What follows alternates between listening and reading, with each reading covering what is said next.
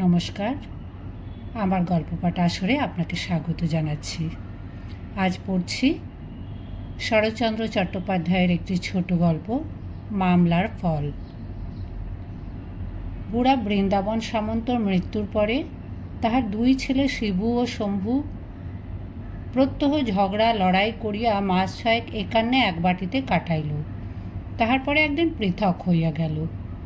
গ্রামের জমিদার চৌধুরী মশাই নিজে আসিয়া তাহাদের চাষবাস, জমি জমা, পুকুর বাগান সমস্ত ভাগ করিয়া দিলেন। ছোট ভাই সুমুখের পুকুরের ওধারে খান দুই মাটির ঘর তুলিয়া ছোট বউ এবং ছেলে পুলে লইয়া বাস্তু ছাড়িয়া উঠিয়া গেল। সমস্তই ভাগ হইয়াছিল, শুধু একটা ছোট বাঁশঝাড় ভাগ হইতে পাইল না। কারণ শিবু আপত্তি করিয়া কহিল, চৌধুরী মশাই, বাঁশঝাড়টা আমার নিতান্তই চাই। ঘর দোর সব পুরনো হয়েছে, চালের বাতা বাকারি বদলাতে, খোঁটা খুঁটি দিতে বাঁশ আমার নিত্য প্রয়োজন। গায়ে কার কাছে চাইতে যাব বলুন? শম্ভু প্রতিবাদের জন্য উঠিয়া বড় ভাইয়ের মুখের উপর হাত নাড়িয়া বলিল, আহা, ওর ঘরে খোঁটাখুঁটিতে বাঁশ চাই, আর আমার ঘরে কলা গাছ ছিঁড়ে দিলেই হবে, তাই না? সে হবে না, সে হবে না চৌধুরী মশাই। বাঁশঝাড়টা আমার না থাকলেই চলবে না, তা বলে দিচ্ছি। মীমাংসা ওই পর্যন্তই হইয়া রহিল। সুতরাং এই সম্পত্তিটা রহিল দুই শরিকের। তাহার ফল হইল এই যে, শম্ভু একটা কঞ্চিতে হাত দিতে আসিলেও শিবু দা লইয়া তাড়িয়া আসে, এবং শিবুর স্ত্রী বাঁশঝাড়ের তলা দিয়া হাঁটিলেও শম্ভু লাঠি লইয়া মারিতে দৌড়ায়।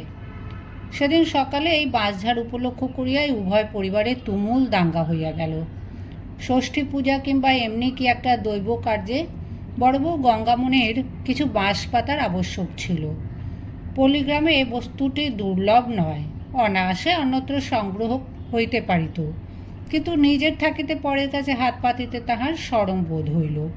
বিশেষত তাহার মনে ভরসা ছিল, দেবর অতক্ষণে নিশ্চয়ই মাঠে গিয়াছে, ছোট বউ একার কি করিবে। কিন্তু কি কারণে শম্ভু সেদিন মাঠে বাহির হইতে বিলম্ব হইয়াছিল? সে সবেমাত্র পান্তা ভাত শেষ করিয়া হাত ধুইবার উদ্যোগ করিতেছিল। এমনি সময় ছোট বউ পুকুর ঘাট হইতে উঠি পড়ি করি ছুটিয়া আসিয়া স্বামীকে সংবাদ দিল, শম্ভুর কোথায় রহিল জলের ঘটি, কোথায় রহিল হাত মুখ ধোয়া। সে রই রই শব্দে সমস্ত পাড়াটা তোলপাড় করিয়া 3 লাফে আসিয়া এঁটো হাতেই পাতা কয়টি কাড়িয়া লইয়া টান মারিয়া ফেলিয়া দিল, এবং সঙ্গে সঙ্গে বড় ভাজের প্রতি যে সকল বাক্য প্রয়োগ করিল সে সকল সে আর যেখানেই শিখিয়া থাকুক, রামায়ণের লক্ষণ চরিত্র হইতে যে শিক্ষা করে নাই তাহা নিঃসংশয়ে বলা যায়। এদিকে বড় বউ কাঁদিতে কাঁদিতে বাড়ি গিয়া মাঠে স্বামীর নিকট খবর পাঠাইয়া দিল। শিবু লাঙল ফেলিয়া কাস্তে হাতে করিয়া ছুটিয়া আসছিল, এবং বাঁশঝাড়ের অদূরে দাঁড়াইয়া অনুপস্থিত কনিষ্ঠের উদ্দেশ্যে অস্ত্র ঘুরাইয়া চিৎকার করিয়া এমন কাণ্ড বাঁধাইল যে ভিড় জমিয়া গেল। তাহাতেও যখন ক্ষোভ মিটিল না, তখন সে জমিদার বাড়িতে নালিশ করিতে গেল, এবং এই বলিয়া শাসাইয়া গেল যে চৌধুরী মশাই এর বিচার করেন ভালোই, না হইলে সে সদরে গিয়া 1 নম্বর রুজু করিবে, তবে তাহার নাম শিবু সামন্ত। ওদিকে শম্ভু বাঁশপাতা কাড়ার কর্তব্যটা শেষ করিয়াই মনে সুখে হাল গরু লইয়া মাঠে চলিয়া গিয়াছিল। স্ত্রীর নিষেধ শুনে নাই। বাড়িতে ছোট বউ একা। ইতিমধ্যে ভাসুর আসিয়া চিৎকারে পাড়া জড়ো করিয়া বীর দর্পে একতরফা জয়ী হইয়া চলিয়া গেলেন। ভাদ্রবধূ হইয়া সে সমস্ত কানে শুনিয়াও একটা কথারও জবাব দিতে পারিল না। ইহাতে তাহার মনস্তাপ ও স্বামীর বিরুদ্ধে অভিমানের অবধি রহিল না। সে রান্নাঘরের দিকেও গেল না, বিরস মুখে দাওয়ার উপর পা ছড়াইয়া বসিয়া রহিল। শিবুর বাড়িতেও সেই দশা। বড় বউ প্রতিজ্ঞা করিয়া স্বামীর পথ চাহিয়া বসিয়া আছে। হয় সে ইহার একটা বিহিত করুক, নয় সে জলটুকু পর্যন্ত মুখে না দিয়া বাপের বাড়ি চলিয়া যাইবে। 2টা বাঁশ পাতার জন্য দেওরের হাতে এত লাঞ্ছনা! বেলা 1:30 প্রহর হইয়া গেল, তখনও শিবুর দেখা নাই। বড় বউ ছটফট করিতে লাগিল। কি জানে, চৌধুরী মশাইয়ের বাড়ি হইতেই বা তিনি নম্বর রুজু করিতে সোজা সদরে চলিয়া গেলেন। এমন সময় বাহিরের দরজায় ঝনাত করিয়া সজোরে ধাক্কা দিয়া শম্ভুর বড় ছেলে গয়ারাম প্রবেশ করিল। বয়স তাহার 16-17, কিংবা এমনি একটা কিছু। কিন্তু এই বয়সেই ক্রোধ এবং ভাষাটা তাহার বাপকেও ডিঙাইয়া গিয়াছিল। সেই গ্রামের মাইনর স্কুলে পড়ে, আজকাল মর্নিং স্কুল। বেলা 10:30টায় স্কুলের ছুটি হইয়াছে। গয়রামের যখন 1 বৎসর বয়স তখন জননীর মৃত্যু হয়। তাহার পিতা শম্ভু পুনরায় বিবাহ করিয়া নূতন বধূ ঘরে আনিল বটে, কিন্তু এই মা মরা ছেলেটিকে মানুষ করিবার দায় জ্যাঠাইমার ওপরেই পড়িল এবং এতকাল দুই ভাই পৃথক না হওয়া পর্যন্ত এভার তিনিই বহন করিয়া আসিতেছিলেন। বিমাতার সহিত তাহার কোনো দিনই বিশেষ কোনো সম্বন্ধ ছিল না। এমনকি তাহার নূতন বাড়িতে উঠিয়া যাওয়ার পরেও গয়রাম যেখানে যেদিন সুবিধা পাইত আহার করিয়া লইত। আজ সে স্কুলের ছুটির পর বাড়ি ঢুকিয়া বিমাতার মুখ এবং আহারের বন্দোবস্ত দেখিয়া প্রজ্বলিত হুতাসনবৎ এ বাড়িতে আসিতেছিল। জ্যাঠাইমার মুখ দেখে তাহার সেই আগুনে জল পড়িল না, কেরোসিন পড়িল। সে কিছুমাত্র ভূমিকা না করিয়াই কহিল, ভাত দে জ্যাঠাইমা। জ্যাঠাইমা কথা কহিলেন না, যেমন বসিয়াছিলেন তেমনি বসিয়া রহিলেন। ক্রুদ্ধ গয়রাম মাটিতে একটা পা ঠুকিয়া বলিল, ভাত দিবি না দিবি নে তা বল। গঙ্গামণি সক্রোধে মুখ তুলিয়া তর্জন করিয়া কহিলেন, তোর জন্য ভাত রেঁধে বসে আছি, তাই দেব বলি। তোর সৎমা আবাগি ভাত দিতে পারলে না যে এখানে এসেছিস হাঙ্গামা করতে? গয়রাম চেঁচাইয়া বলিল, সে আবাগির কথা জানি নে, তুই দিবি কিনা বল। না দিবি তো চললুম আমি তোর সব হাঁড়ি কুড়ি ভেঙে দিতে। বলিয়া সে গোলার নিচে চেলা কাঠের গাদা হইতে একটা কাঠ তুলিয়া সবেগে রন্ধনশালার অভিমুখে চলিল। জ্যাঠাইমা সভায় চিৎকার করিয়া উঠিলেন, গয়া, হারামজাদা দস্যি, বাড়াবাড়ি করিস না বলছি। 2 দিন হয়নি আমি নতুন হাঁড়ি কুড়ি কিনেছি, একটা কিছু ভাঙলে তো জ্যাঠাকে দিয়ে তোর একখানা পা যদি না ভাঙাই তো তখন বলিস। হ্যাঁ। গয়রাম রান্নাঘরের শিকলটায় গিয়ে হাত দিয়াছিল। হঠাৎ একটা নূতন কথা মনে পড়ায় সে অপেক্ষাকৃত শান্তভাবে ফিরিয়া আসিয়া বলিল, আচ্ছা, ভাত না দিস না দিবি আমি চাই নে। নদীর ধারে বটতলায় বামুনদের মেয়েরা সব ধামা ধামা চিঁড়ে মুরগি নিয়ে পুজো করছে, যে চাইছে দিচ্ছে, দেখে এলুম, আমি চললুম তেনাদের কাছে। গঙ্গামণির তৎক্ষণাৎ মনে পড়িয়া গেল আজ অরণ্য ষষ্ঠী, এবং এক মুহূর্তেই তাহার মেজাজ কড়ি হইতে কোমলে নামিয়া আসিল। তথাপি মুখের জোর রাখিয়া কহিলেন, তাই জানা, কেমন খেতে পাস দেখি। দেখিস তখন বলিয়া গয়া একখানা ছেঁড়া গামছা টানিয়া লইয়া সেটা কোমরে জড়াইয়া প্রস্থানের উদ্যোগ করিতেই গঙ্গামণি উত্তেজিত হইয়া বলিলেন, আজ ষষ্ঠীর দিনে পরের ঘরে চেয়ে খেলে তোর কী দুর্গতি করি তা দেখি শতভাগা। গয়া জবাব দিল না। রান্নাঘরে ঢুকিয়া 1 খামচা তেল লইয়া মাথায় ঘষিতে ঘষিতে বাহির হইয়া যায় দেখিয়া জ্যাঠাইমা উঠানে নামিয়া আসা ভয় দেখাইয়া কহিলেন, দস্যি কোথাকার, ঠাকুর দেবতার সঙ্গে গোঁড় তুমি, ডুব দিয়ে ফিরে না এলে ভালো হবে না বলে দিচ্ছি, আজ আমি রেগে রয়েছি। কিন্তু গয়রাম ভয় পাইবার ছেলে নয়। সে শুধু দাঁত বাহির করিয়া জ্যাঠাইমাকে বৃদ্ধাঙ্গুষ্ঠ প্রদর্শন করিয়া ছুটিয়া চলিয়া গেল। গঙ্গামণি তাহার পেছনে পেছনে রাস্তা পর্যন্ত আসিয়া চেঁচাইতে লাগলেন, আজ ষষ্ঠীর দিনে কার ছেলে ভাত খায় যে তুই ভাত খেতে চাস? পাটালি গুড়ের সন্দেশ দিয়ে, চাঁপা কলা দিয়ে, দুধ দই দিয়ে ফলার করা চলে না যে তুই যাবি পরের ঘরে চেয়ে খেতে, কৈবর্তের ঘরে? তুই এমনি নবাব জন্মেছ। গয়া কিছু দূরে ফিরিয়া দাঁড়াইয়া বলিল, তবে তুই দিলিনি কেন পোড়ার মুখি? কেন বললি নেই? গঙ্গামণি গালে হাত দিয়া অবাক হইয়া বলিলেন, শোন কথা ছেলের, কখন আবার বললুম তোকে কিছু নেই? কোথায় চান, কোথায় কি, দস্যির মতো ঢুকেই বলে দে ভাত। ভাত কি আজ খেতে আছে যে দেব? আমি বলি সবই তো মজুদ, ডুবটা দিয়ে এলেই। গয়া কহিল, ফলার তোর পচুক, রোজ রোজ আবাগিরা ঝগড়া করে রান্নাঘরে শেকল টেনে দিয়ে পা ছড়িয়ে বসে থাকবে, আর রোজ আমি 3 বেলায় ভাত খাবো। যা, আমি তোদের কারুর কাছে খেতে চাই নে। বলিয়া সে হনহন করিয়া চলিয়া যায় দেখিয়া গঙ্গামণি সেইখানে দাঁড়াইয়া কাঁদো কাঁদো গলায় চেঁচাইতে লাগলেন, আজ ষষ্ঠীর দিনে কারোর কাছে চেয়ে খেয়ে অমঙ্গল করিস নে গয়া, লক্ষ্মী বাপ আমার, না হয় 4টে পয়সা দেব রে, শোন। গয়ারাম ভ্রুক্ষেপও করিল না, দ্রুত বেগে প্রস্থান করিল।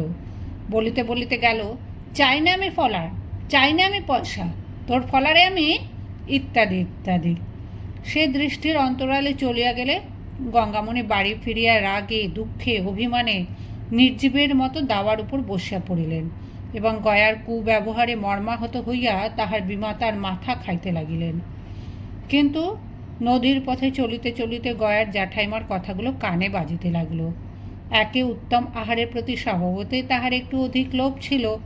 পাটালি গুড়ের সন্দেশ, দধি, দুগ্ধ, চাপাকলা, তাহার উপর 4 পয়সা দক্ষিণা, মনটা তাহার দ্রুত নরম হইয়া আসিতে লাগিল। স্নান সারিয়া গয়রাম প্রচণ্ড ক্ষুধা লইয়া ফিরিয়া আসিল। উঠানে দাঁড়াইয়া ডাক দিল, ফলারের সব শিগগি নিয়ে আয় জেঠিমা, আমার বড্ড খিদে পেয়েছে, কিন্তু পাটালি সন্দেশ কম দিবি তো আজ তোকেই খেয়ে ফেলব। গঙ্গামণি সেইমাত্র গরুর কাজ করিতে গোয়ালে ঢুকিয়াছিলেন। গয়ার ডাক শুনিয়া মনে মনে প্রমাদ গণিলেন। ঘরে দুধ, দই, চিড়া, গুড় ছিল বটে, কিন্তু চাঁপাকলাও ছিল না, পাটালি গুড়ের সন্দেশও ছিল না। তখন গয়াকে আটকাইবার জন্য যা মুখে আসিয়াছিল তাই বলিয়া লোভ দেখাইয়াছিল। তিনি সেইখান হইতে সাড়া দিয়া কহিলেন, তুই ততক্ষণ ভিজে কাপড় ছাড় বাবা, আমি পুকুর থেকে হাত ধুয়ে আসছি, শিগগির আয় বলিয়া হুকুম চালাইয়া গয়া কাপড় ছাড়িয়া নিজেই একটা আসন পাতিয়া ঘটিতে জল গড়াইয়া প্রস্তুত হইয়া বসিল। গঙ্গামণি তাড়াতাড়ি হাত ধুইয়া আসিয়া তাহার প্রসন্ন মেজাজ দেখিয়া খুশি হইয়া বলিলেন, এই তো আমার লক্ষ্মী ছেলে, কথায় কথায় কি রাগ করতে আছে বাবা বলিয়া তিনি ভাঁড়ার হইতে আহারের সমস্ত আয়োজন আনিয়া সম্মুখে উপস্থিত করিলেন। গয়রাম চক্ষের পলকে উপকরণগুলি দেখিয়া লইয়া তীক্ষ্ণ কণ্ঠে জিজ্ঞাসা করিল, চাপাকলা কই? গঙ্গামণি ইতস্তত করিয়া কহিলেন, ঢাকা দিতে মনে নেই বাবা, সবকটা ইঁদুরে খেয়ে গেছে, একটা বেড়াল না পুষলে আর নয় দেখছি। গয়া হাসিয়া বলিল, কলা কখন ইঁদুরে খায়? তোর ছিল না তাই কেন বল না। গঙ্গামণি অবাক হইয়া কহিলেন, সে কি কথা রে, কলা ইঁদুরে খায় না? গয়া চিড়া দই মাখিতে মাখিতে বলিল, আচ্ছা খায় খায়, কলা আমার দরকার নেই, পাটালি গুড়ের সন্দেশ নিয়ে আয়, কম আনিস নি যেন। জ্যাঠাইমা পুনরায় ভাঁড়ারে ঢুকিয়া মিছামিছি কিছুক্ষণ হাঁড়ি কুড়ি নাড়িয়া সভয় বলিয়া উঠিলেন, যাহ, এও ইঁদুরে খেয়ে গেছে বাবা, এক ফোঁটা নেই, কখন মন ভুলন্তে হাঁড়ির মুখ খুলে রেখেছি। তাহার কথা শেষ না হইতেই গয়া চোখ পাকাইয়া চেঁচাইয়া উঠিল, পাটালি গুড় কখন ইঁদুরে খায় রাক্ষসী? আমার সঙ্গে চালাকি? তো যদি কিছু নেই তবে কেন আমাকে ডাকলি? জ্যাঠাইমা বাহিরে আসিয়া বলিলেন, সত্যি বলছি গয়া। গয়া লাফাইয়া উঠিয়া কহিল, তবু বলছো সত্যি? যা, আমি তোর কিচ্ছু খেতে চাইনি বলিয়া সে পা দিয়া টান মারিয়া সমস্ত আয়োজন উঠানে ছড়াইয়া ফেলিয়া দিয়া বলিল, আচ্ছা আমি দেখাচ্ছি মজা বলিয়া সেই চেলা কাঠটা হাতে তুলিয়া ভাঁড়ারের দিকে ছুটিল। গঙ্গামণি হাঁ হাঁ করিয়া ছুটিয়া গিয়া পড়িলেন, কিন্তু চক্ষে নিমিষে ক্রুদ্ধ গয়রাম হাঁড়ি কুড়ি ভাঙিয়া জিনিসপত্র ছড়াইয়া একাকার করিয়া দিল। বাধা দিতে গিয়া তিনি হাতের ওপর সামান্য একটু আঘাত পাইলেন। ঠিক এমনি সময় শিবু জমিদার বাটি হইতে ফিরিয়া আসিল। হাঙ্গামা শুনিয়া চিৎকার শব্দের কারণ জিজ্ঞাসা করিতেই গঙ্গামণির স্বামীর সাড়া পাইয়া কাঁদিয়া উঠিলেন এবং গয়রাম হাতের কাঠটা ফেলিয়া দিয়া ঊর্ধ্বশ্বাসে দৌড় মারিল। শিবু ক্রুদ্ধ স্বরে প্রশ্ন করিল, ব্যাপার কি? গঙ্গামণি কাঁদিয়া কহিল, গয়া আমার সর্বস্ব ভেঙে দিয়ে হাতে আমার এক ঘা বসিয়ে দিয়ে পালিয়ে গেছে, এই দেখো ফুলে উঠেছে বলিয়া সে স্বামীকে হাতটা দেখাইল। শিবুর পশ্চাতে তার ছোট সম্বন্ধী ছিল, হুঁশিয়ার এবং লেখাপড়া জানে বলিয়া জমিদার বাটিতে যাইবার সময় শিবু তাহাকে ওপাড়া হইতে ডাকিয়া লইয়া গিয়াছিল। সে কহিল, সামন্তমশাই, এ সমস্ত ওই ছোট সামন্তর কারসাজি, ছেলেকে দিয়ে সেই এ কাজ করিয়েছে, কি বলো দিদি, এই নয়? গঙ্গামণির তখন অন্তর জ্বলিতেছিল। সে তৎক্ষণাৎ ঘাড় নাড়িয়া কহিল, ঠিক ভাই, ওই মুখ পোড়াই ছোঁড়াকে শিখিয়ে দিয়ে আমাকে মার খাইয়েছে, এর কি করবে তোমরা করো, নইলে আমি গলায় দড়ি দিয়ে মরব। এত বেলা পর্যন্ত শিবুর নাওয়া খাওয়া নাই, জমিদারের কাছেও সুবিচার হয় নাই, তাহাতে বাড়ি পা দিতে না দিতেই এই কাণ্ড। তাহার আর হিতাহিত জ্ঞান রহিল না। সে প্রচণ্ড একটা শপথ করিয়া বলিয়া উঠিল, এই আমি চললুম থানার দারোগার কাছে, এর বিহিত না করিতে পারি তো আমি বিন্দু সামন্তর ছেলে নই। তাহার শালা লেখাপড়া জানা লোক, বিশেষত তাহার গয়ার উপর আগে হইতেই আক্রোশ ছিল। সে কহিল, আইন মতে এর নাম অনধিকার প্রবেশ। লাঠি নিয়ে বাড়ি চড়াও হওয়া, জিনিসপত্র ভাঙা, মেয়ে মানুষের গায়ে হাত তোলা, এর শাস্তি 6 মাস জেল। সামন্তমশাই, তুমি কোমর মেরে দাঁড়াও দেখি, আমি কেমন না বাপ বেটাকে একসঙ্গে জেলে পুড়তে পারি। শিবু আর দ্বিরুক্তি করিল না, সম্বন্ধীর হাত ধরিয়া থানার দারোগার উদ্দেশ্যে প্রস্থান করিল। গঙ্গামণির সকলের চেয়ে বেশি রাগ পড়িয়াছিল দেবর ও ছোটবধূর ওপর। সে এই লইয়া একটা হুলুস্থুলু করিবার উদ্দেশ্যে কবাটে শিকল তুলিয়া দিয়া সেই চেলাকাঠ হাতে করিয়া সোজা শম্ভুর উঠানে আসিয়া দাঁড়াইল। উচ্চ কণ্ঠে কহিল, কেমন গো ছোট কর্তা, ছেলেকে দিয়ে আমাকে মার খাওয়াবে? এখন বাপ বেটা একসঙ্গে ফাটকে যাও। শম্ভু সেই মাত্র তাহার এ পক্ষের ছেলেটাকে লইয়া ফলা শেষ করিয়া দাঁড়াইয়াছে। বড় ভাজের মূর্তি এবং তাহার হাতের চেলা কাঠটা দেখিয়া হতবুদ্ধি হইয়া গেল। কহিল, হয়েছে কি? আমি তো কিছুই জানি না। গঙ্গামণি মুখ বিকৃত করিয়া জবাব দিল, আর ন্যাকা সাজতে হবে না, দারোগা আসছে, তার কাছে গিয়ে বলো কিছুই জানো না কিনা। ছোট বউ ঘর হইতে বাহির হইয়া একটি খুঁটি ঠ্যাঁস দিয়া নিঃশব্দে দাঁড়াইল। শম্ভু মনে মনে ভয় পাইয়া কাছে আসা গঙ্গামণির একটা হাত চাপিয়া ধরিয়া কহিল, মায়েরই বলছি বড় বউঠান, আমরা কিছুই জানি নে। কথাটা যে সত্য বড় বউ তাহা নিজেও জানিত, কিন্তু তখন উদারতার সময় নয়। সে শম্ভুর মুখের ওপরে 16 আনা দোষ চাপাইয়া সত্য মিথ্যায় জড়াইয়া গয়ারামের কীর্তি বিবৃত করিল। এই ছেলেটাকে যাহারা জানে তাহাদের পক্ষে ঘটনাটা অবিশ্বাস করা শক্ত। স্বল্পভাষিণী ছোট বউ এতক্ষণে মুখ খুলিল। স্বামীকে কহিল, কেমন, যা বলেছিল তাই হলো কি না? কতদিন বলি, ওগো দস্যি ছোঁড়াটাকে আর ঘরে ঢুকতে দিও নি। তোমার ছোট ছেলেটাকে হক না হোক মেরে মেরে কোন দিন খুন করে ফেলবে, তা গেরাজি হয় না। এখন কথা খাটলো তো? শম্ভু অনুনয় করে গঙ্গামণিকে কহিল, আমার দিব্যি বড় বউঠান, দাদা সত্যিই নাকি থানায় গেছে।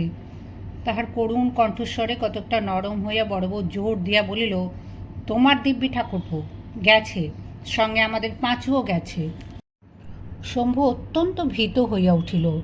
ছোট বউ স্বামীকে লক্ষ্য করিয়া বলিতে লাগল, নিত্যি বলি দিদি, কোথায় যে নদীর ওপর সরকারি পুল হচ্ছে, কত লোক খাটতে যাচ্ছে, সেথায় নিয়ে গিয়ে ওরে কাজে লাগিয়ে দাও। তারা চাবুক মারবে আর কাজ করাবে, পালাবার জোরটি নেই, 2 দিনে সোজা হয়ে যাবে। তা না, স্কুলে দিয়েছি, পড়ুক, ছেলে যেন ওর উকিল মোক্তার হবে। শম্ভু কাতর হইয়া বলল, আরে সাধে দিনই সেখানে, সবাই কি ঘরে ফিরতে পায়? অর্ধেক লোক মাটি চাপা হয়ে কোথায় তলিয়ে যায়, তার তল্লাশি মেলে না। ছোট বউ বলিল, তবে বাপ বেটাতে মিলে ফাটকে খাটকে যাও। বড় বউ চুপ করিয়া রহিল। শম্ভু তাহার হাতটা ধরিয়া বলিল, আমি কালই ছোঁড়াকে নিয়ে গিয়ে 5 লাট পুলে কাজে লাগিয়ে দেব। বউঠান, দাদাকে ঠান্ডা করো, আর এমন হবে না। তাহার স্ত্রী কহিল, ঝগড়াঝাঁটি তো শুধু ওই ড্যাকরার জন্য, তোমাকেও তো কতবার বলেছি দিদি, ওরে ঘর দরে ঢুকতে দিও না, আশকারা দিও না। আমি বলি নে তাই, নইলে ও মাসে তোমাদের বর্তমান কলার কাঁদিটে রাত্রে কে কেটে নিয়েছিল? সে তো ওই দস্যি, যেমন কুকুর তেমন মুগুর না হলে কি চলে? পুলের কাজে পাঠিয়ে দাও, পাড়া জুড়ুক। শম্ভু মাতৃ দিব্য করিল যে কাল যেমন করিয়া হোক ছোঁড়াকে গ্রাম ছাড়া করিয়া তবে সে জল গ্রহণ করিবে। গঙ্গামণি এ কথাতেও কোনো কথা কহিল না, হাতের কাঠটা ফেলিয়া দিয়া নিঃশব্দে বাড়ি ফিরিয়া গেল।